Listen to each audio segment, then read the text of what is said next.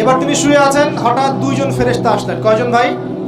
একজন জিবরাইল আলাইহিস সালাম, একজন মিকাইল আলাইহিস সালাম। এসে নবী সাল্লাল্লাহু আলাইহি ওয়াসাল্লামকে আস্তে করে জাগিয়ে দিলেন।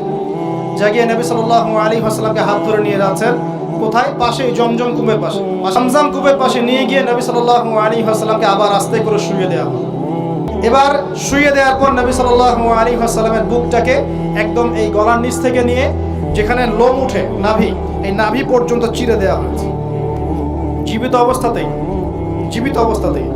এবার তার হার্ট, কলিজাটাকে বের করা হয়েছে। এবার এই কলিজাটাকে প্রথমে জমজমের পানি দিয়ে ধোয়া হয়েছে। কিসের পানি? জমজমের পানির মধ্যে শেফা আছে। যাদের অসুস্থতা আছে জমজমের পানিতে সূরা ফাতিহা ফু দিয়ে খাবেন, ইনশাআল্লাহ শেফা হয়ে যাবে।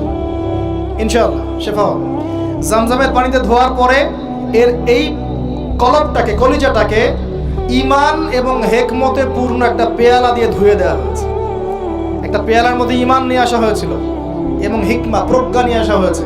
এটা রাখার পরে ঈমান প্রজ্ঞা দিয়ে ঢেলে এই পুরো জায়গাটা বন্ধ করে দেওয়া হয়েছে। এবার নবী সাল্লাল্লাহু আলাইহি ওয়াসাল্লামকে একটা বাহনের মধ্যে উঠানো হয়েছে। বাহনটার নাম বোরাক। কি নাম? বোরাক।